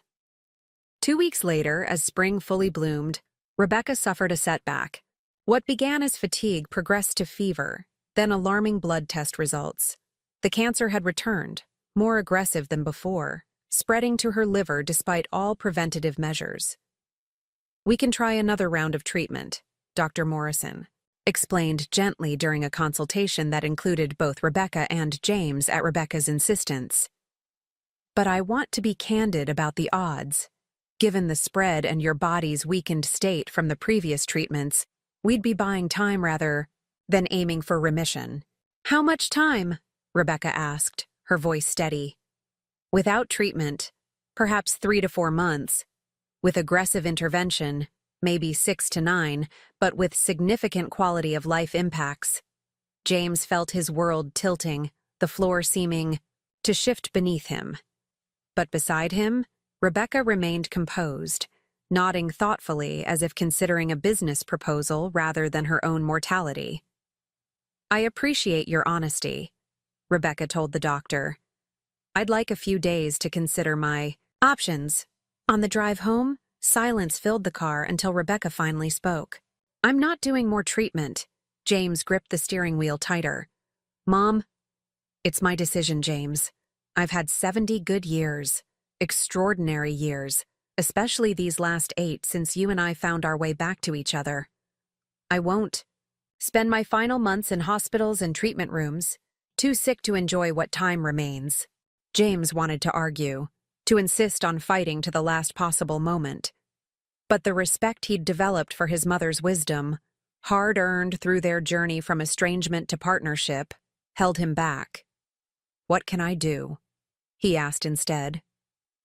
Rebecca turned to look at him, a gentle smile softening her gaunt features. Help me get my garden ready for summer. I want to see those prize roses bloom one more time. The weeks that followed Rebecca's decision to forego further treatment were filled with a strange mixture of sorrow and celebration. James had initially struggled to accept his mother's choice, researching experimental treatments and second opinions, until Rebecca gently but firmly asked him to stop. I've made my peace with this path, she told James during one of their evening garden sessions. I'd rather spend my remaining time living fully than fighting desperately. Once James accepted his mother's decision, their focus shifted to making the most of whatever time remained. Rebecca moved into James and Alicia's guest house, not because she needed constant care yet, but to be surrounded by family for her final months. The transition happened gradually, with Rebecca bringing only what mattered most: her favorite books, Thomas's photograph, and cuttings from her most treasured roses to add to James's garden. Emma and Ben adapted to their grandmother's increased presence with the resilience of children, incorporating her into their daily routines without the weight of grief that burdened the adults. They did homework at her table, brought her artwork from school, and treated her increasingly frequent rest periods as natural parts of the day, rather than concerning symptoms. One evening in early summer, Rebecca sat with James on the patio, watching Emma and Ben chase fireflies in the twilight. Rebecca's decline had accelerated in recent weeks, her appetite nearly gone, her energy limited to a few good hours each day, but she had insisted on being outside to enjoy the warm evening. "I've been thinking about Daniels's offer," Rebecca said unexpectedly. James looked surprised. "That was months ago. Why bring it up now?" "Because I want to make sure you don't have regrets," Rebecca replied. "That kind of money could have provided significant security for Emma and Ben." James shook his head firmly. "No regrets. Not even a twinge." He gestured toward his children, their laughter carrying across the garden. "What would that money have bought that could possibly be more valuable than these past months with you? If I'd taken that job, the travel and hours would have meant missing this time entirely." Rebecca nodded, satisfaction evident in her tired eyes. "That's what I hoped you'd say." "Besides," James added, "the real security I want for them isn't financial. It's knowing who they are, what they value, where they came from." He met his mother's gaze directly. "It's the same security you tried to give me, even when I was too blind to see it." Rebecca reached for her tea, her hand trembling slightly with the effort. James instinctively moved to help but stopped himself, allowing his mother the dignity of managing on her own, one of many lessons in respect he'd learned over their journey together. "I never told you the full story about Vivian Keating," Rebecca said after successfully taking a sip. "About how the offshore accounts really began." "I thought you did," James replied. "The inheritance from your grandmother, Vivian's investment strategy. That's the financial part," Rebecca acknowledged. "But not the why. Not what made Vivian offer to help me in the first place." James settled back in his chair, recognizing the beginning of one of his mother's stories, precious gifts that would soon exist only in memory. "When I first started at Westlake, I was the youngest on the team by nearly a decade," Rebecca began. "Eager, ambitious, desperate to prove myself. Vivian was already a legend in the industry, intimidating to everyone, especially junior staff. Like me. About 3 months into my tenure, I discovered a significant error in a major client portfolio, an error Vivian herself had made. The mistake could have cost the client millions if executed as planned." James listened intently, having never heard this story before. "I had 2 choices," Rebecca continued. "I could quietly fix it without drawing attention to her mistake, curry favor with the most powerful person in the firm, or I could bring it directly to her, risk her anger, but ensure the client was properly served." "You chose the second option," James guessed. Rebecca nodded. "I scheduled a meeting, showed her the error, and suggested a correction that would protect both the client's interests and the firm's reputation. I was terrified she'd fire me on the spot for challenging her. But she didn't. No. She studied the papers for what felt like an eternity, then looked up and said something I never forgot. There are 2 kinds of people in finance, Rebecca. Those who serve money and those who make money serve a greater purpose. You just showed me which kind you are." Rebecca paused, her gaze drifting to Emma and Ben, now sitting cross-legged in the grass examining their firefly collection in a jar. 2 weeks later, Vivian invited me to lunch and proposed the offshore structure. She said someone with my ethics should have financial security independent of corporate whims. Build a fortress, she told me, not to hide behind, but to give you the freedom to always do what's right, regardless of the cost. James absorbed this, understanding washing over him. So the accounts were never just about security. They were about independence, Rebecca confirmed. The freedom to make choices based on values rather than necessity. To stand up for what matters even when it's costly. This revelation cast new light on Rebecca's entire life. Her modest lifestyle despite significant wealth, her principled approach to business, her refusal to fund James's partnership despite the ultimatum. When you demanded my retirement savings, Rebecca continued, threatening to cut ties if I didn't comply, I faced a choice similar to that moment with Vivian. I could give you what you wanted, preserve our relationship in the short term, but enable patterns that would ultimately harm you.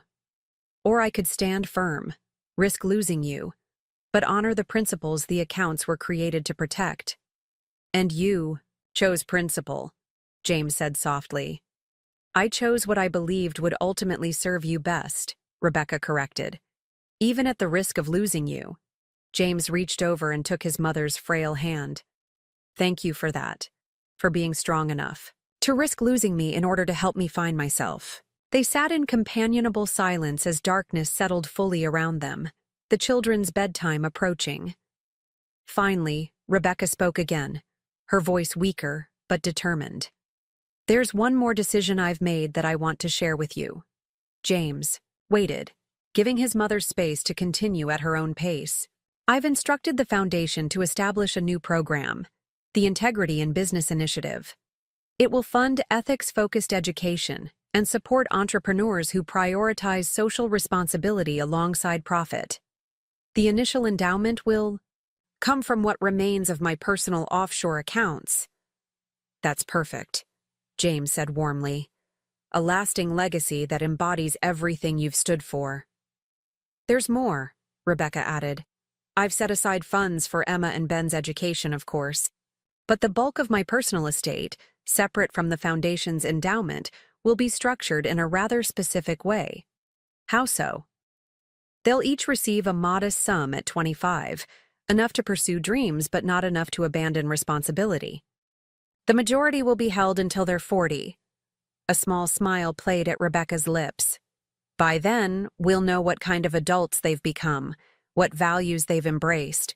James understood immediately. You're creating a test, like the one I failed at their age. Not a test, Rebecca corrected gently. An opportunity to demonstrate that they value more than just money, that they've learned what true wealth means. She squeezed James's hand. And unlike me, you won't need to keep it secret. You can prepare them, help them understand what matters most. The full circle of their journey struck James with unexpected force. 8 years ago, he had stormed into his mother's home demanding retirement funds, seeing Rebecca as nothing more than a resource to be tapped for his ambitions. Now, he sat beside that same mother as she designed a legacy meant to instill in the next generation the wisdom James had taken so long to learn. I'll make sure they understand, James promised, that they know the story of their grandmother and the principles she lived by. Rebecca nodded, satisfaction evident in her tired features. That's all I ask. 3 weeks later, surrounded by her family, Rebecca Morgan passed peacefully in her sleep. The garden outside her window was in full bloom, the roses she'd cultivated for decades offering a vibrant tribute to a life well lived. The memorial service was simple but profound, attended by family, friends, Clarity employees, and dozens of young entrepreneurs whose lives had been changed by the Morgan Foundation. James spoke last, his voice steady despite his grief. My mother's greatest asset was never her financial acumen, he told the gathered mourners. It was her understanding that true wealth isn't measured in account balances, offshore or otherwise, but in the lives we touch, the values we uphold, and the legacy we create through our choices. As he returned to his seat, Emma slipped her small hand into his.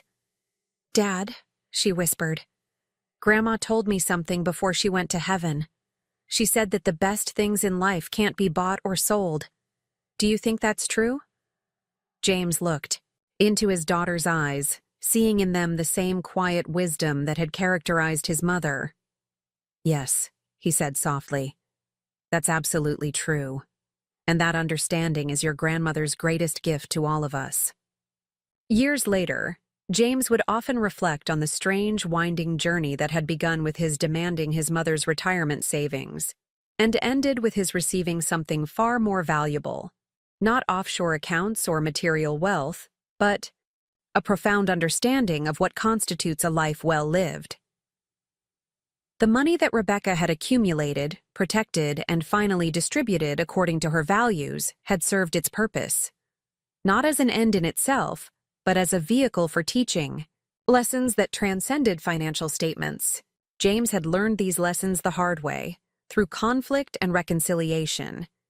His children would learn them through stories and example, through the living legacy Rebecca Morgan had carefully, intentionally created. On the anniversary of Rebecca's passing each year, the family would gather in the garden where her ashes had been scattered among the roses. They would share memories, update her on foundation developments, and recommit themselves to the principles she had lived by.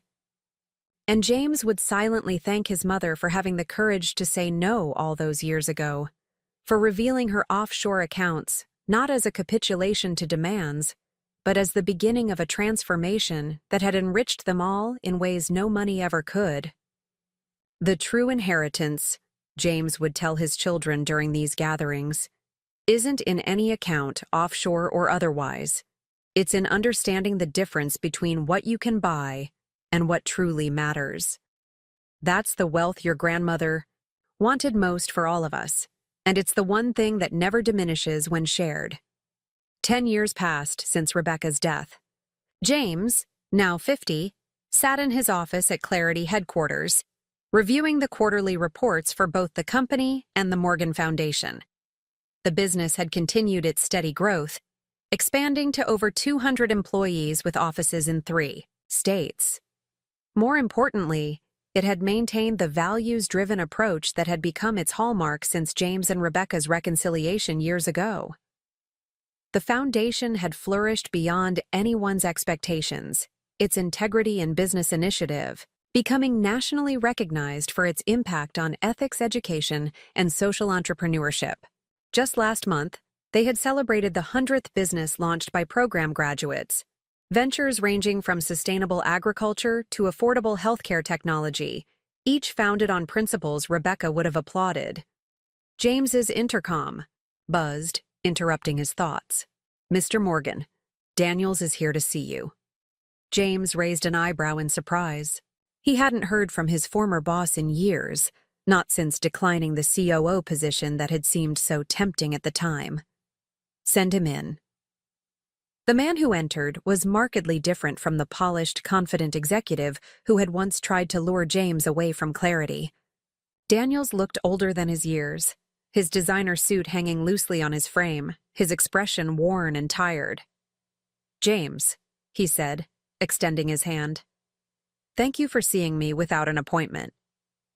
"Of course," James replied, gesturing to a chair. "It's been a long time. What brings you here?" Daniels's company had made headlines recently, but not the kind any business wanted. After years of aggressive growth fueled by venture capital, they had crashed spectacularly amid allegations of inflated metrics and mismanagement. The latest news indicated bankruptcy proceedings were imminent.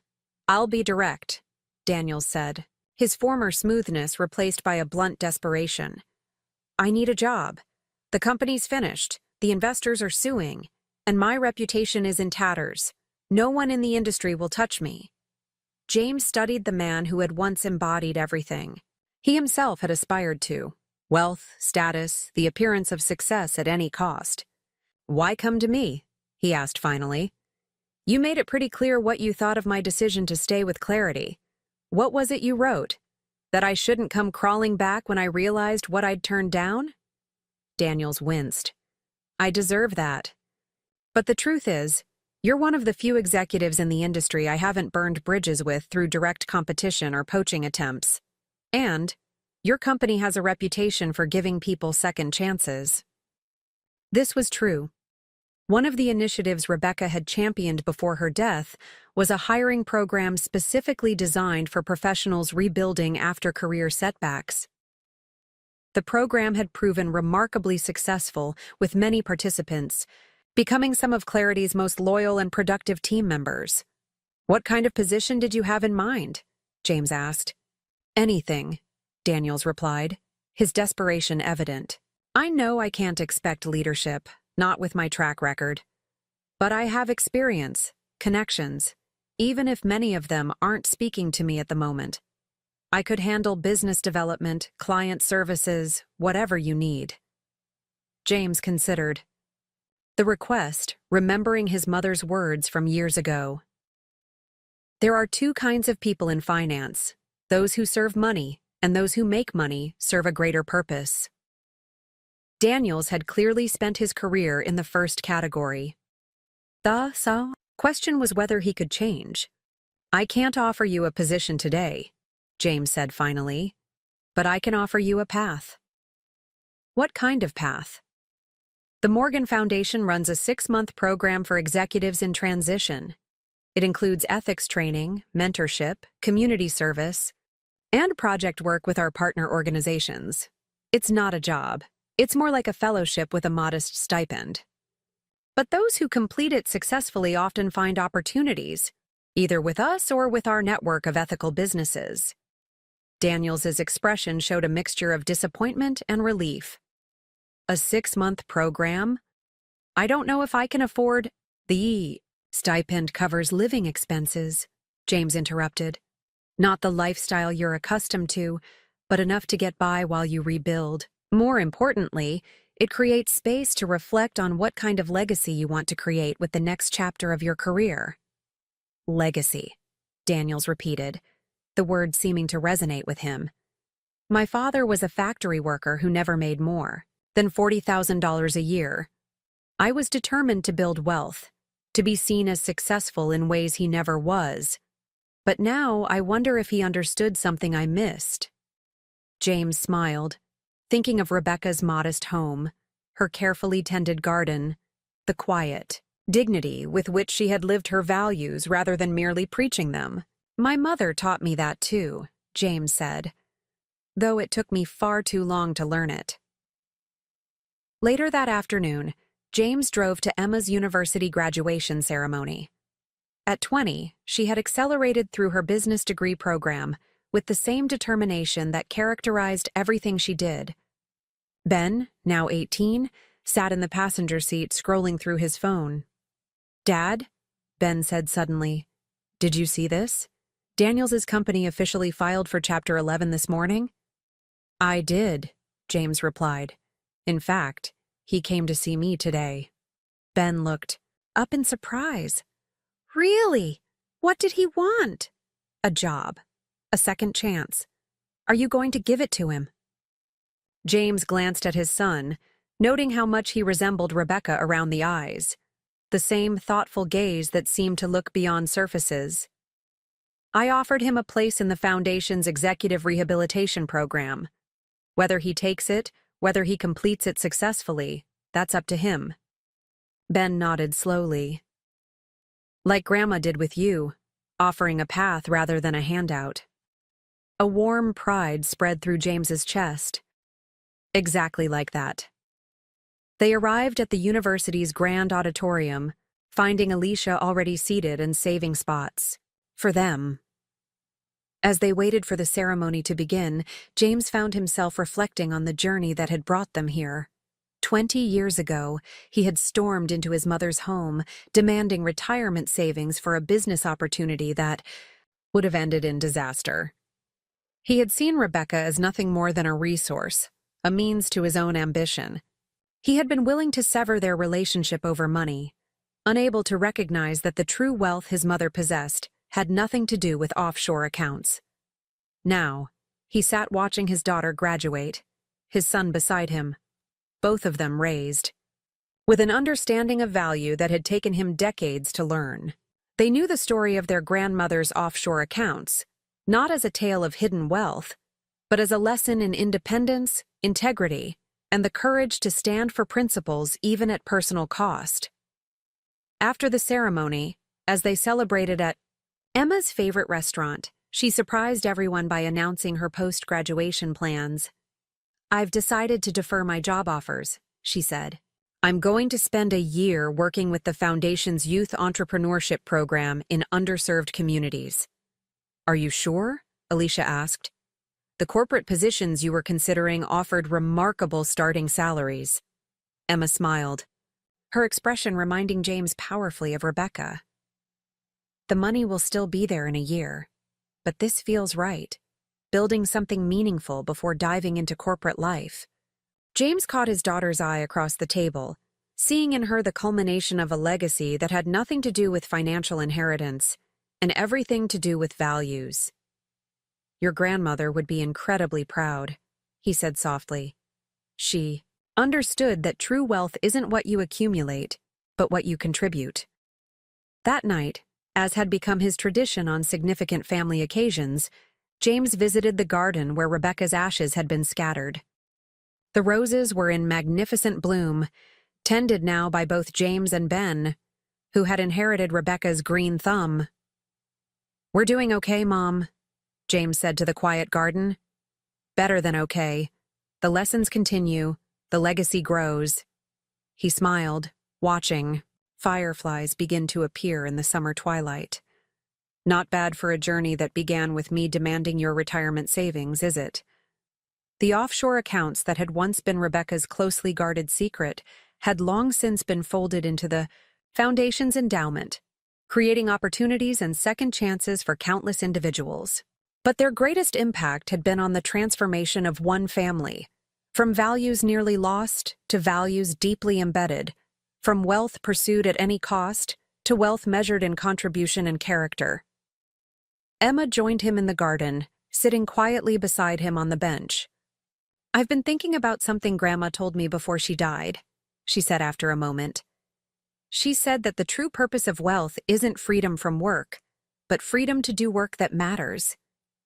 James nodded, hearing his mother's wisdom in her words. That was the real gift of the offshore accounts, not the money itself, but the independence it gave her to make principled choices, to stand firm when it mattered most. "Like when you demanded her retirement savings," Emma said with a small smile. "Exactly like that," James acknowledged.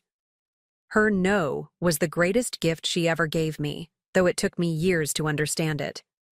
"Do you think Daniels will understand?" Emma asked. "Or is he just looking for a financial lifeline?" "I don't know," James admitted. "Change that profound isn't something you can predict or force. All you can do is offer the opportunity, create the space for transformation to happen. The rest is up to the individual."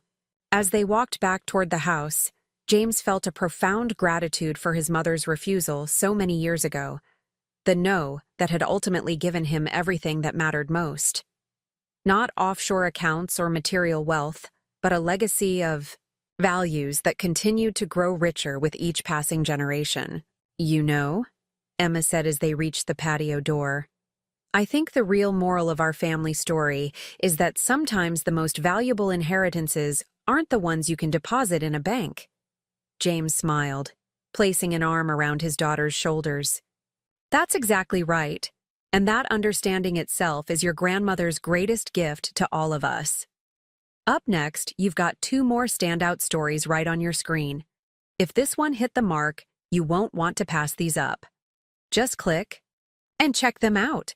And don't forget to subscribe and turn on the notification bell so you don't miss any upload from us.